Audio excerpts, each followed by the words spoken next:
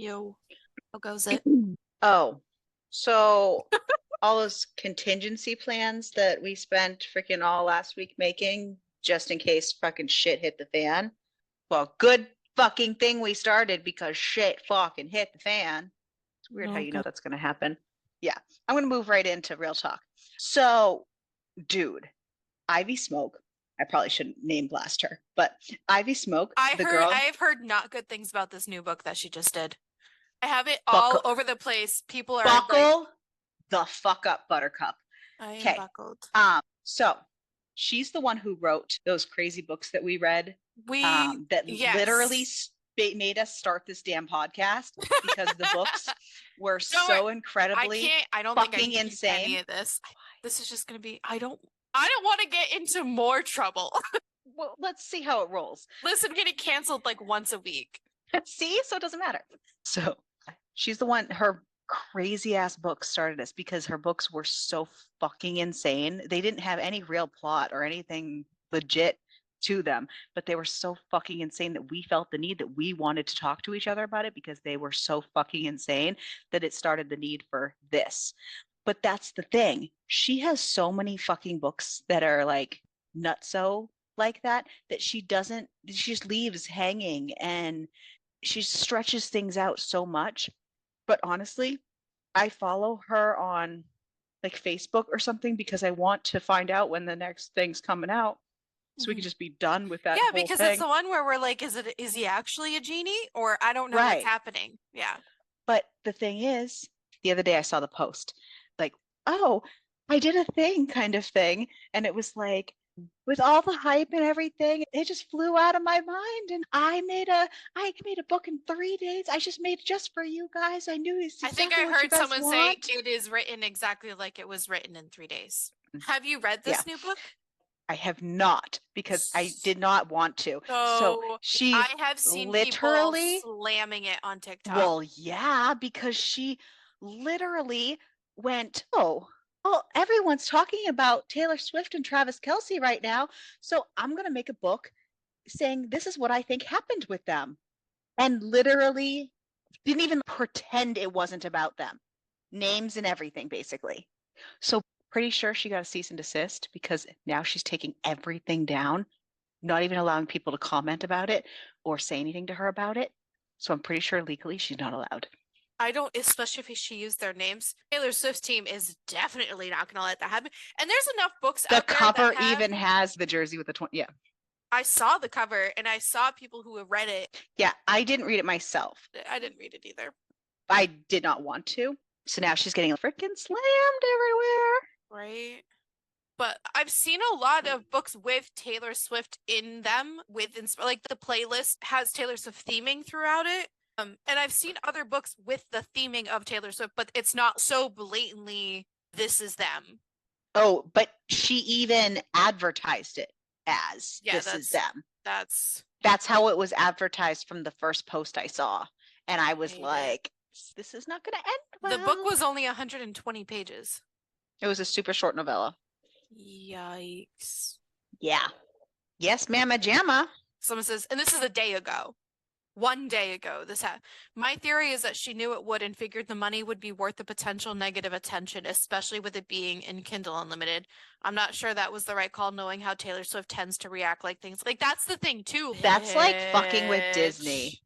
Yeah, you don't fuck with Taylor Swift. Like, there's standards in life that you just know better. You don't fuck with Disney. You don't fuck with Taylor. You don't fuck with Beyonce. You know who you don't fuck with. You crossed a line. Yeah. You can fuck with Crystal, but you can't fuck with Nizzle. I don't have money to sue you, but please don't write a book about me. She's giving you plenty of ammo. Just I dedicate it first. Just dedicate it to me. It's fine. If you want more info on my life, I have a book pre-drafted already. I've got 12 chapters written. To Crystal, with love, with lots of urination. And maybe some anal. The peeing thing bothers me the most. The anal part doesn't really bother me that much. Don't forget I just don't the gunplay. it. Yeah. Other than that, I haven't quit this week, so there's that. So I'm hoping that this month will be better for books. because last I know September was not a great reading month for me, no, but this is an October video, so it's not an spooky October. month. It's not an October book though. But it's okay. Oh, what did we read this week? Okay. This week we read Three Swedish Mountain Men by Lily Gold, and it's a reverse harem rom-com. Heavy on the rom-com, and I loved every minute of it, and I laughed. Spoiler 5 minutes alert. into reading it. We've done it before. You could fuck off with your spoiler. And every alert. time I say spoiler alert. It was good. Yeah, it's not an October book. It's not like a spooky book, but honestly, that's okay. The wheel wants what the wheel wants. Yeah. And the wheel gets what the wheel wants. And we just accept as the wheel turns, our fate is in its hands. We just do what we're told, man. Of our lives.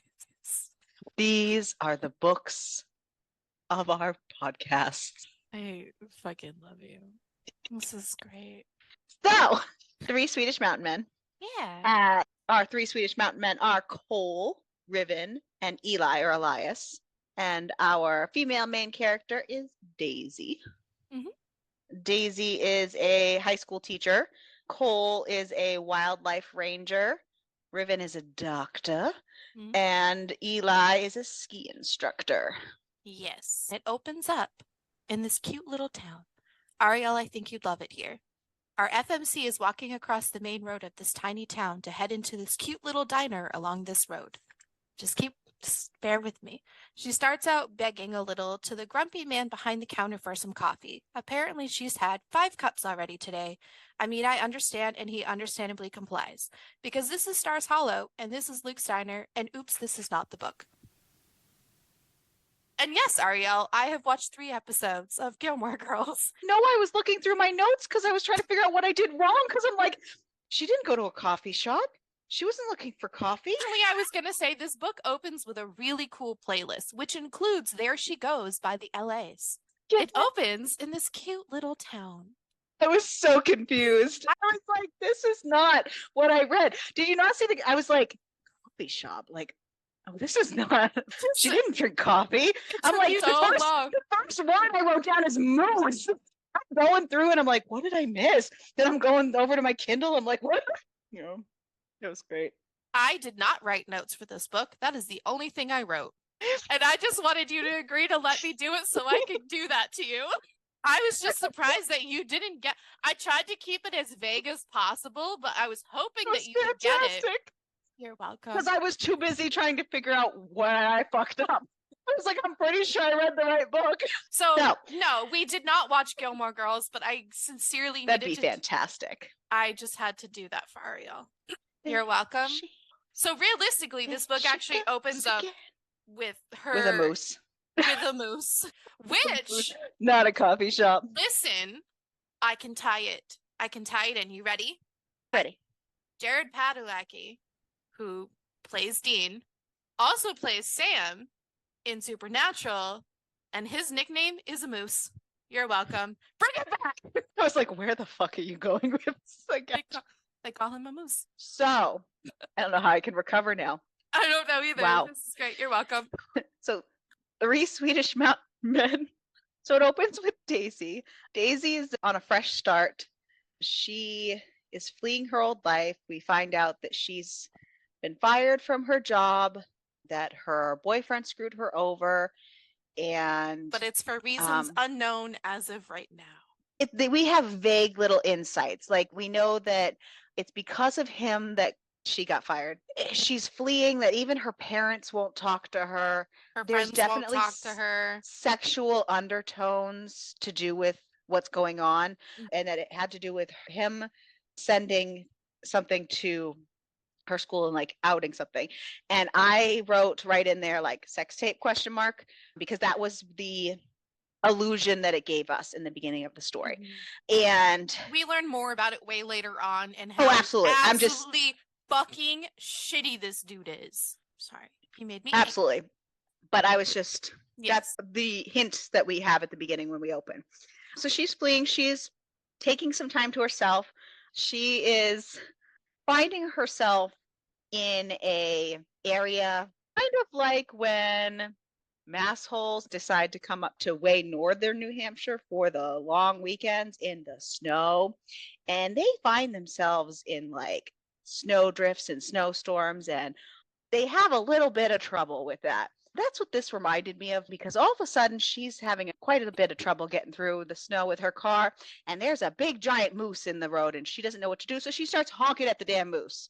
Sorry if you don't have moose where you come from, but Don't yeah, honk that's at not them. what you do. You So try to get the fuck away from that moose, because those things you will. leave the moose alone. The moose will destroy you. Yeah. So she did not get that memo. So, but my car. And She the ends car. up spinning out and then slamming the back of her car into a tree. So luckily, a truck sees this happen, and in that truck is Cole and Eli, and they come help her out. And Eli is all gung ho about helping her, and Cole's like, damn fucking tourists. And the snow is getting bad. There's no way that they can get her back to the town where she's at. So they decide to take her back to their cabin. I did have a highlight in this very first chapter, which was, perhaps I'm actually dying in the snow and my brain is just providing me a soothing hallucination of beautiful men as I slowly bleed out. That would be nice. I also have, I can walk myself, I mutter. Did you learn recently? You're not good at it. So I did like the dedication, though, before we get too far in. It said, for everyone who's ever needed to run away. And I thought that was nice. So I think that her past was really left with a lot of unanswers. She just kind of gave us these vague little, oh, someone spray painted whore on my door. Someone did this. Someone did that. She's Like, getting but we whore just in her emails. Like, she's getting a lot of lots of stuff. nasty letters. Right. So she booked it to Sweden. And so now she finds herself in Sweden in this car heading to this cabin with these two men that look like Greek gods. And she's just like, holy shit. But she also thinks she might be about to die because they might have kidnapped her. Who knows? Yeah. But it's really her only choice. So this part of Sweden, though, the storms come in and the roads are blocked. Like, it's because you're not getting out for days. They're like really close up to like the North. Yeah, and they're in the mountains. Yeah. And so once they're back at the cabin, they're snowed in and they're stuck in. She meets Riven, who is there, and as the doctor, he checks her out from her accident and makes sure that she's, not dying.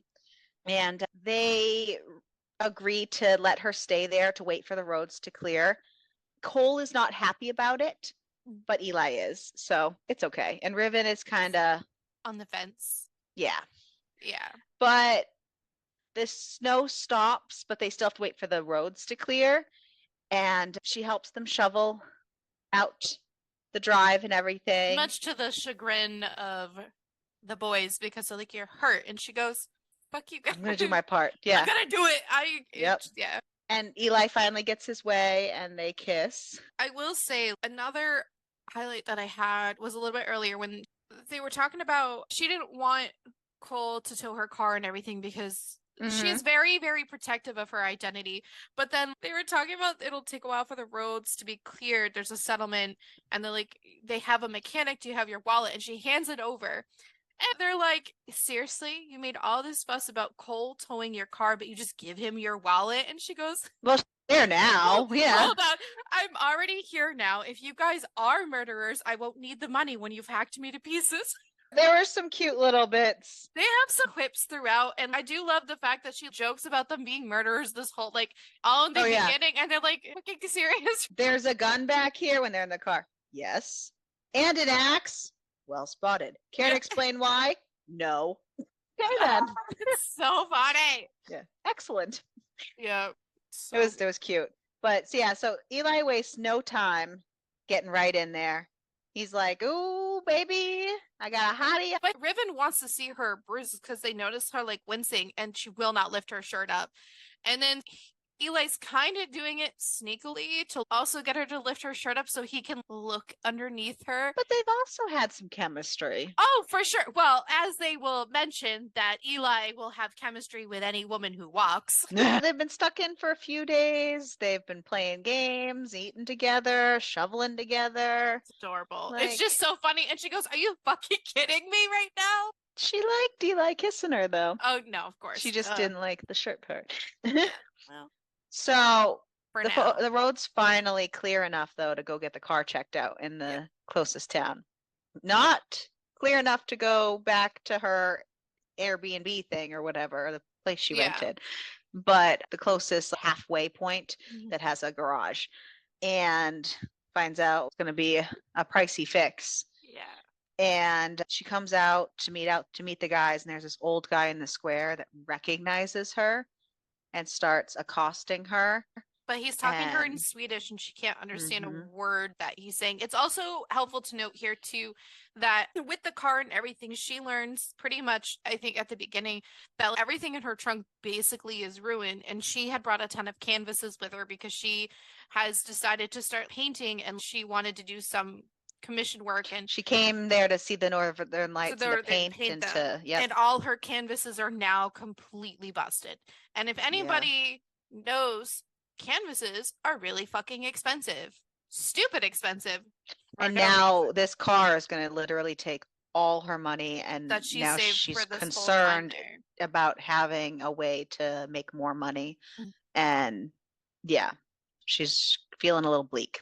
Yep. But yeah, this old guy is screaming at her in Swedish. She does not speak Understand. Swedish, but Riven does, who steps out into the square and sees what's happening and can hear the guy going on and on about like giving him a good time kind of thing, and how much he knows she likes to take it up the ass and all kinds of stuff. And Really it's crude. a lot. Yeah. Yeah. Riven's like, let me get you the fuck out of here. And he takes her to eat and to And she's like, cool what down. we saying? And he's not great things. He just thought he was like a drunk being weird. Oh, yeah, exactly. And she knows something else. She's hiding secrets. Secrets Shocking. don't make friends. So she gets something to eat with Riven, and she learns about Riven's family and That's a piece of shit. Yeah, they're not the greatest humans, and they really care about status and money. And his dad like goes out of his way to get criminals off. He's a lawyer, and even if they're guilty, especially pins it on if they're somebody guilty. else. Yeah, because they paid big They money. pin it on someone innocent. Yep. And that his family really wants him to come for the summer, and they keep offering him money to do it and all kinds of stuff. And it's just been weighing on him. And then they kiss, Riven and Daisy, but then she feels almost guilty because she's like, oh, I kissed both of them, but I'm not in a relationship. It's okay. Then they head back to the cabin, and they're all drinking and enjoying themselves. And this part's so funny. she was all concerned about the sharing thing. But she has to like, blurt out, I kissed him. And he's like, yeah, I know. And then Riven's like, I knew you kissed him before I even kissed you. We do this thing. We've done this before. They dropped a little bit of a hint earlier too, because they were talking about how like Eli screwed up and said like our girlfriend, our ex-girlfriend did this. There's a lot of different hints that get dropped about what happened, but nothing concrete yet. Yeah. All you need to know is everybody has little secrets, and they all eventually come out. And they're like, it's okay, we do this. And then they did this, and they decided to share her. Yeah, they did. Bada bing, bada boom. Boom, boom, boom, boom. I want you in my room. Except they were on the couch and in the living room. And there was also 2 dicks involved in this banging. Boom, boom. 2 dicks are better than 1. 2 dicks are in the room to go in one vagina. Sorry. And 1 in the mouth. That was not safe for work. Or never safe for work. I don't know if anyone listens. Do not listen to us in a drive-through. Don't listen to us around children. Just kidding. Anyways, shocking. It's that kind of year. Another storm comes. Shock. Storm. And not Storm from X-Men. Also, Cole is just being very broody. The thing with Cole, he's so broody and he doesn't want her there, and he like does keep thinking like she's such a liability with everything, and he's uncomfortable, and obviously we learn later on why, and he has his reasoning as to why he is keeping himself at a distance from Daisy. I mean, they're good reasons. So while they were booming in the living room, there was this weird line during that part that I think it's just a me thing, but I didn't like. It was, I drop a hand to tickle between her legs. Oh, yeah, please don't tickle me between my legs. And I was like, that's worded weird. Can we not word It that is like weird. that? And honestly, I enjoyed the sex scenes in these. They weren't bad, but there were a couple lines like that I was just like, could you have worded that a little differently to go with the rest of the scene that I you Yeah. orchestrated? Yeah, I do like the fact that they comment all the time on her size. And she goes, yeah, but my leg can kick high enough to kick you right in the balls. I'm not too short for that. Yeah, they kept saying how short she was, but then nobody ever actually said how short she was for a No, reference. Eli calls her Tink all the time, but she has a Tinkerbell tattoo. Like when he goes, oh, it's this, and she goes, what? Because it's their word for Tinkerbell, and she goes, Yeah. what? And he goes, oh, it's just, oh, from like Disney. And she's like, it's Tinkerbell. And it was just so fun. Like the little small things here and there was adorable. Yeah. So yeah, another storm came in fast and she has a bad feeling. She knows something is wrong. Cole hasn't come back from work yet, and they're all like, "No, he's fine. He does this all the time. He's fine." She's like, "No, dude, no." And she's kind of watching the window because she just has this bad feeling. And then it's a good thing she did because she sees him out there struggling to get through. Because when these storms come in, visibility is like nothing.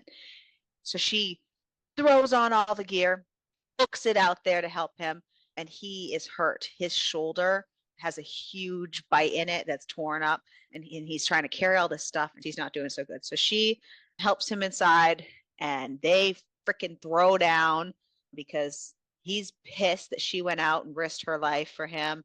She's pissed that he's pissed.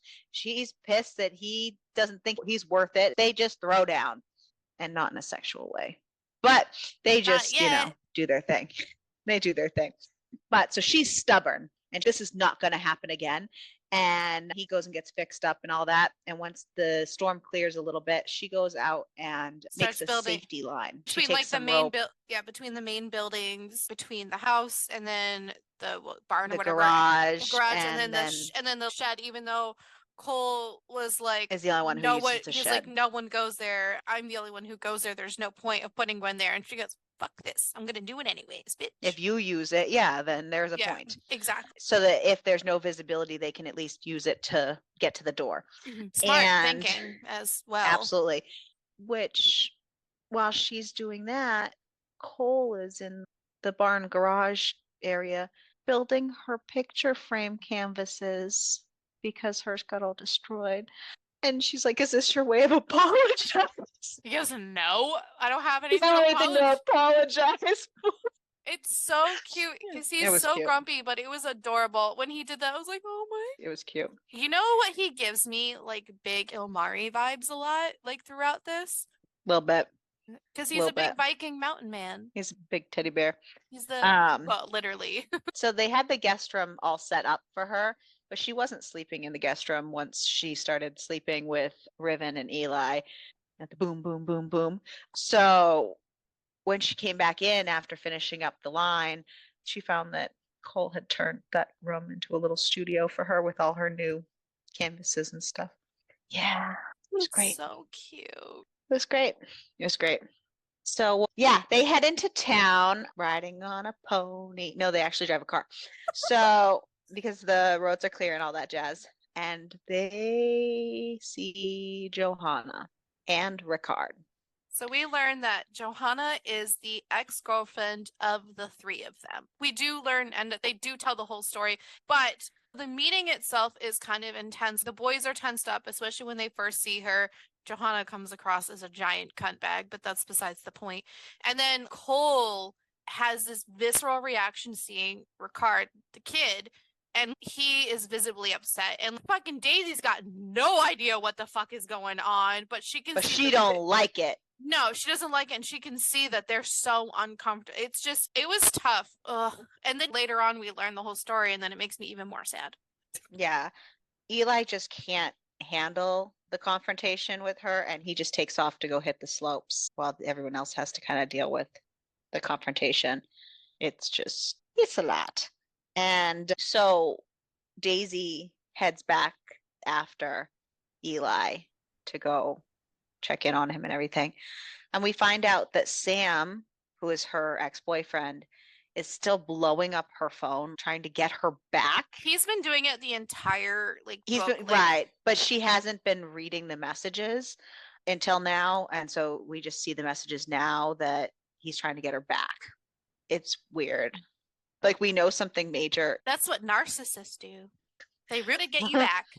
We learned that Eli spent a year in jail like 4 or 5 years ago, and that he was framed having drugs in his car.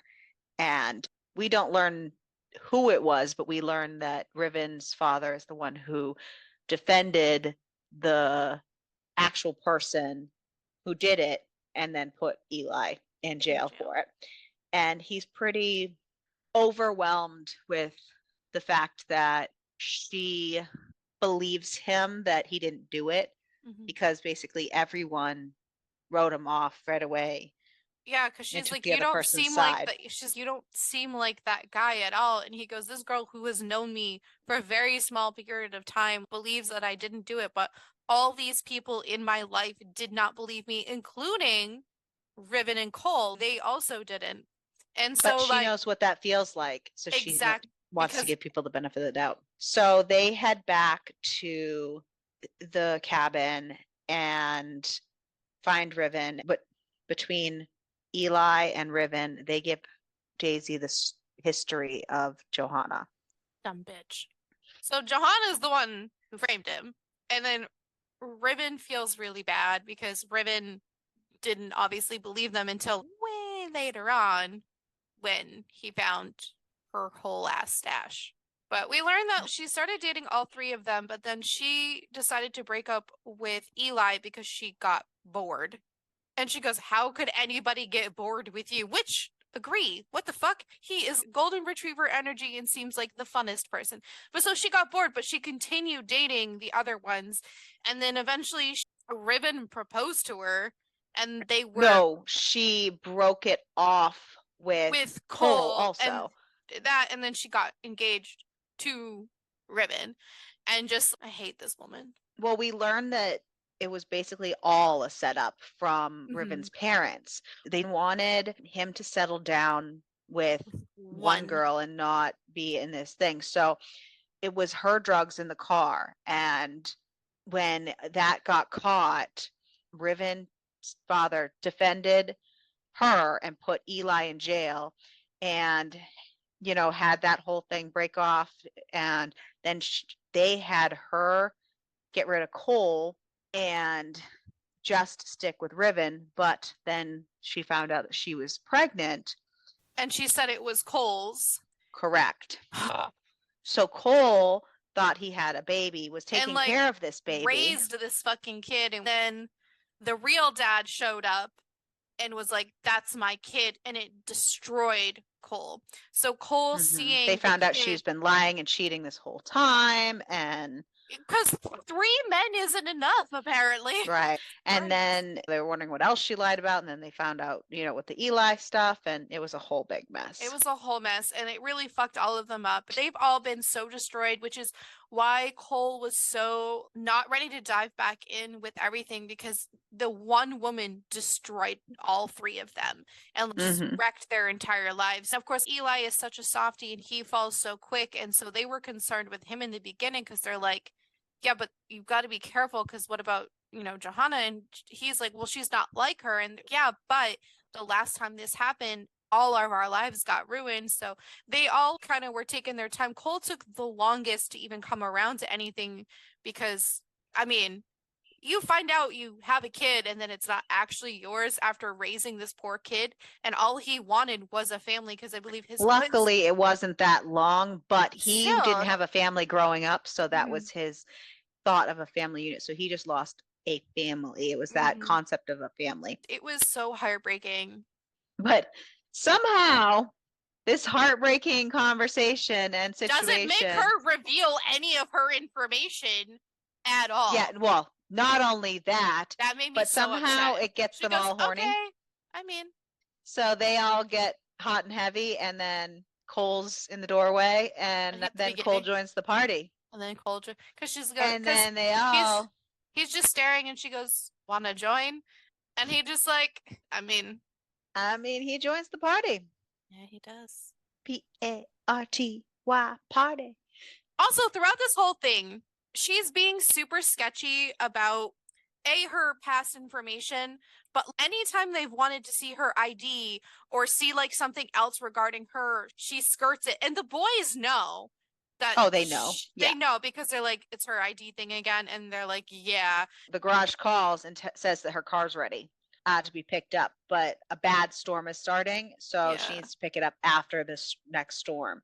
It's like the fact that her car's ready to get picked up puts it into their heads like she's about to leave. Like she was only here until the car was done. And they're all having thoughts of maybe wanting to keep her. So she's painting and doing her thing and having a grand old time painting when all of a sudden the radio starts going off. And that's how people get a hold of Riven, the local doctor. So Riven runs to the radio. It's not somebody who needs a doctor. But before that, he had asked her to stay because it gets brought up after the phone call stuff. Anyways, he is having this conversation with her and he goes, "We want you to stay." And she goes, "I can't just do that. I can't do that." And he's, "No, no, no. We're asking you to stay as a girlfriend." And she goes, "Oh, well then hell yeah. Fuckers, I'm in." And then, yeah, the radio happens. So they're on this high of her staying. And then this bullshit happens. And I wanted to smack Ribbon across the face. Just gonna put that right out there. Well, the person on the radio is none other than Sam, the ex-boyfriend, looking for Jennifer Adams. His girlfriend. Yes, his girlfriend. He's been worried sick looking for her. She disappeared. He had word that she was up there. He just wants to hear her voice, know she's okay. You mean like when she was texting you, asking you to leave her the fuck alone? I was gonna ask how he found her, but he's got a lot of money and he could probably just track her phone. So Riven does not handle that well. And he goes, "Who the fuck is that?" Because they give the description of her and she goes, "Well, He doesn't handle that well. He yells at her, makes her feel about 2 inches tall, and she takes off. She doesn't even pack. All she did was grab her wallet, and she took off into the storm. yeah. She didn't know that bad storm was going to be that bad or was coming. They did, but they didn't know she just took off either. So Eli and Cole are heading back to the cabin, and they're like, shit, this storm is coming in hot and heavy and fast, and they barely make it back. They don't even have time to put the car in the garage. They just have to abandon it in the drive and book it inside because the visibility is like nothing. It's not good. They find Riven, find out what's going on. Eli's the voice of reason the whole time. He's like, dude, like we knew something was up. Like we just ask her. Did you even give her a chance to explain? And so they look her up on the internet. Yeah, because she had said she didn't want them to know her name because she never wanted them to Google her or find any information about her. And yeah, so they do. And up pops a fucking billion things. So they find this article about this teacher who does porn on the side. Yeah, it was high school teacher fired after porn star history is revealed. And after an investigation, they fired her because adult videos of her were leaked to the school and parents of her students. And they decided to let her go for this. There's a direct link to the video, and they click on it, and they can tell within just a few seconds of the video that she had no idea. She didn't know she was being filmed. It's not obvious. So they shut it off and try to go find her to give her a chance to explain. And they find that she has taken off. Yeah. And of course, they rail into Riven because they're like, well, yeah, we understand you don't have the trust because of what happened with Johanna, but you saw what happened to Eli. No one believed him, and he didn't even do the shit. Like, you can't give her the benefit of the doubt. This video clearly is showing she had no idea that she was being filmed, and there's a reason that she did not want to give us her name and wanted to hide all of this away. These people are fucking strangers. So they realize that she's gone out into the storm, that she's been gone for half an hour. Eli is devastated. There's no way that she's alive. Yeah, he's just thinking She's dead. She's dead. She's dead. Cole is determined to go look for her. He's like, this is my job. I'm gonna go get her. Riven is, no, I did this. It'll be me. Cole is, yeah, you did this. You don't need to create more problems by slowing me down or giving me someone else to look for. So Cole goes out to get her. Because he also was a park ranger. Right, that's what I said. Yeah, I know. It's his job, yeah. So Cole braves the storm to go get her. He almost feels like it's a lost cause. Yeah. Because with the visibility, he himself gets disoriented. And then he realizes that if she's not in this last place, that there's no hope. And luckily, she was smart and did seek shelter once it got bad enough and is hiding under these bushy area. But she's literally not doing good. Her lips are blue. She's barely hanging on. She's in the hypothermia state of Yep. her body. But he does find her. Yeah. Yep. He realizes that, even 5 minutes, 10 minutes, it would have been too late.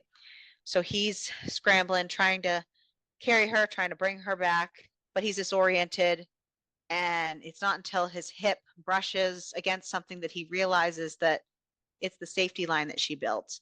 And it's the only thing that's keeping them alive right now. And he's following it, and he follows it to the shack, thankfully, because it's a lot closer, because he didn't know which direction he was going in. He couldn't see.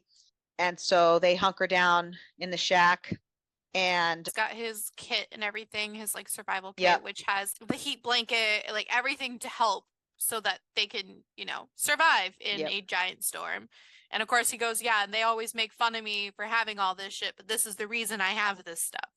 So he has to strip her down, get her in the blanket, warm her up, and he watches her all night, making sure she's warming up. And she finally comes to, long time later. And he's not doing great at this point, because he's just been sitting there watching her in his soaking clothes. And she's awake and better enough that she can see that. And she's like, dude, share with me. You know what will make you warm? Sharing body heat. Wink. So they do. And even though it's very difficult for him with everything that's happened, she convinces him to kiss her. They share a kiss. Because he refused, because he wouldn't kiss her before. And he said that he doesn't kiss girls that he just has sex with and blah, blah, blah. And she goes, you won't kiss me because you're fucking scared and you're a coward. And she's egging him on this whole time about the fact that he won't kiss her. And then he finally gets her to shut up by kissing her. It was adorable. And she was explaining how each of the kisses is so different with the three boys. They all kiss a little bit differently. And Cole is very uninhabited, and there's a lot of biting going on. You think because I saved you from freezing to death, I want to kiss you? It's my job to help weak creatures that can't handle the snow. But so they do, and then they bang. Yeah. Though she's very particular that he needs to look at her the whole time, because she does not want to feel cheap and used. And that's a little bit of a battle between them two, but it works out in her favor, and he gets over himself. It's just cute. I like it. It's adorable.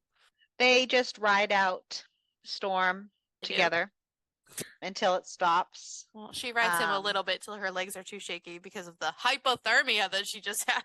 And then he takes over, so it's okay. Yeah, he does. So it's okay. So the snow eventually stops, so they can get back to the cabin and let poor Eli know that she's not dead. Eli is very relieved. Phew. Riven feels so bad. Yeah, Riven apologizes. He eventually hides first.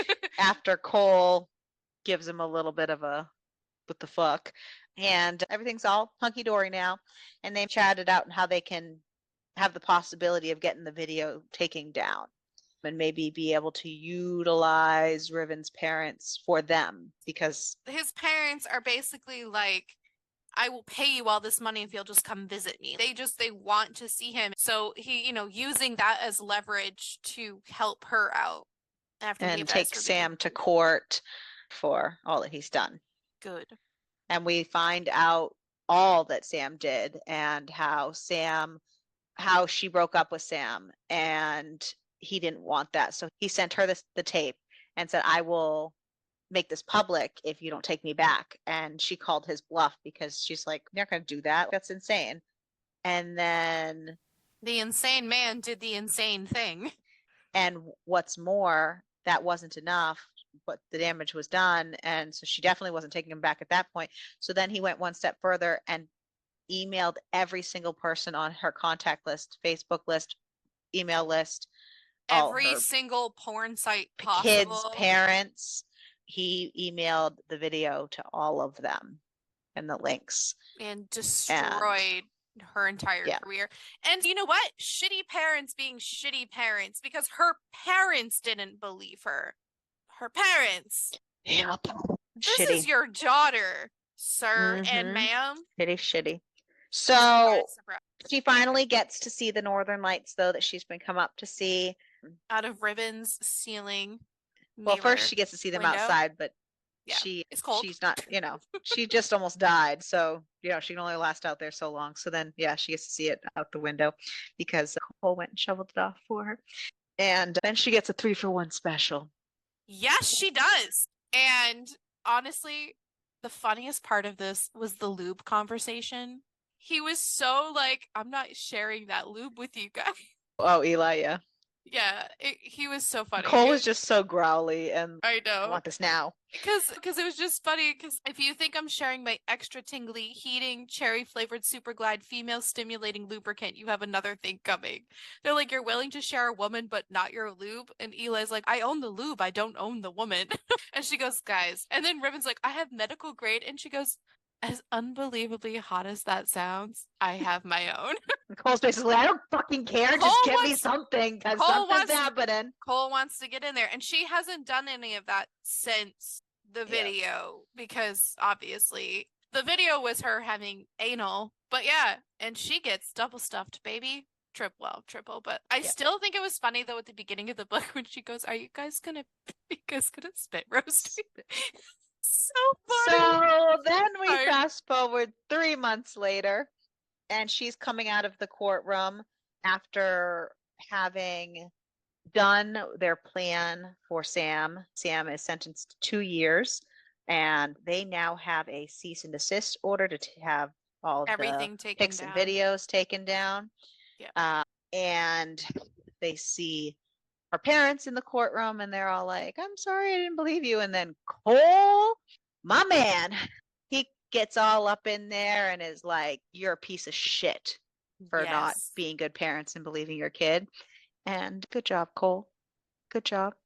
And then her parents are like, oh, come back with us. And she goes, no. I'm going to stay with my boyfriends, plural. And they're like, your boyfriends? And then it's just so funny because, like, her dad is clearly shocked, but at the same time, this is whatever. Her mom accepts it a little bit. Like, she goes, just forgive your dad. It's a lot of information. He didn't even want you to have one boyfriend, not let alone 3. Yeah. I don't care. Still shitty parents. And she says, if I'm honest, I don't forgive my parents. I know I will someday, but right now the wound is too raw. It's kind of heartbreaking that it took a judge and jury to convince them to believe me when I've been telling the truth this whole time. Exactly. Fuck the parents. So then we have an epilogue, and that epilogue is 2 years later. It shows her paintings are going well. She's has all kinds of shows going on, and she's selling them, and she's doing really good with her preferred alternative career because she really wasn't that super into teaching. She really wanted to be the one to paint and be the one painting. And it kind of ends with Ribbons staring at her swollen breasts, and she's wondering if he knows the secret that she has to tell. And that's kind of where that ends. And then we get a bonus epilogue where then we get a bonus epilogue. Pregnant. Yep, she is 8 months pregnant, and Cole is just adorbs. I did read it for the record. I was really bummed that Cole wasn't just the father.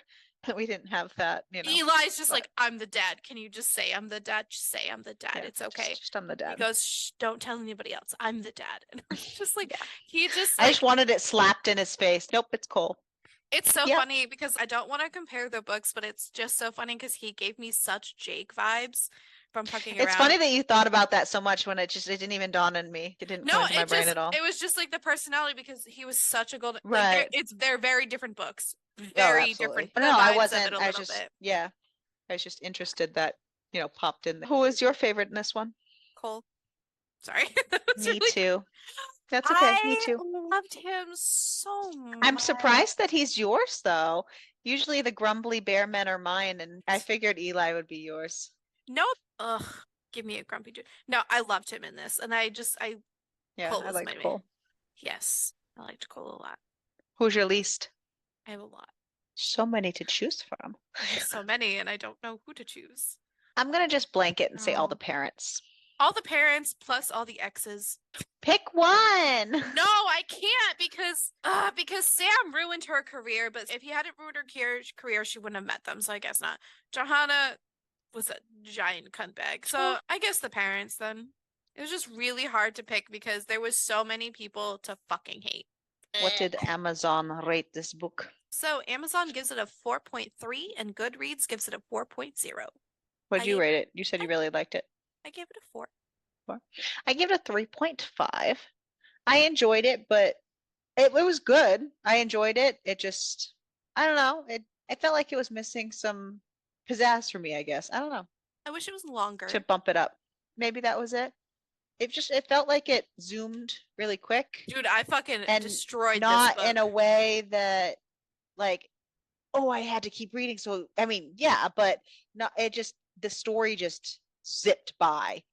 I mean, I liked that part of it. That's why I was like so thrilled because I was so sucked into it that I finished it really quick. So I guess that's why I did it higher. I'm not saying it didn't have a suck-in quality. I'm just saying, yeah, that was cool. But for me, it seems that's like why the I read timing it so of the book, yeah, was so zippy. For me, the zippy part is what I liked about it. Gotcha. Really I think I miss it was so much like different stories and so many different things going on that I feel like I wanted more relationship with them. I wanted more them. I wanted more. It was good. I 3.5. Just I wanted more. On a scale of 1 to 2, 1 being the better Mountain Man book that we have read. Oh, Cole, hands down. I'm telling you right now, the reason that I picked this book and the reason this book was on the wheels because Ariel and I got burned by a Mountain Man book and we had to read this. Listen, Cole's a great Mountain Man. Don't get me wrong. Oh, yes. Yeah, I feel like this book was just about Cole and we had that entire book just to devote about Cole. Solid. How about your cucumber rating? She's going to rate it relatively low. There was quite a few scenes. There was stuff. I was going to say, I was going to rate it a 5 or a 6, but I was thinking about taking it down to a 5 because of the weird tickling. So descriptive ways. I love you so much. And it was the way that it was written, not because of the actions, but the way that it was written. I was given it a 7, so I loved it. It was great. Good. There was enough of it. I liked it. I feel like they could have had more scenes where they were together. There was only like, 2 where they shared? There's a few. 2 with all 3 of them, 1 with 2 of them. So it would have been a 6 if the wording was better all throughout. But I'm going to put it a 5 because of those weird wordings on a couple scenes. Okay. Look at that. I don't want somebody to put their hand down and tickle in between. That's not the right description of what they were doing. That's what I mean. You didn't use the right word. I think I bypassed tickle. I didn't even pay attention to that part. Oh, I highlighted it. I didn't. Because I was like, I highlighted it and I was like, what the actual fuck? Oh, well, I wasn't paying attention enough, apparently. All right, Wheel of Fate, where it's getting lower and lower every time, and it's great. We're having a great time here. Having a good time. So here we go. Wheel of Fate. We're going to pick the new book for next week. Will it give us Space for Love? Because that would be really nice to end Halloween on. Yeah. Or Viper. Give us some Halloween vibes. Give us some Halloween vibes. This is Halloween. This is Halloween. This is Halloween. Come on. What are you going to give us?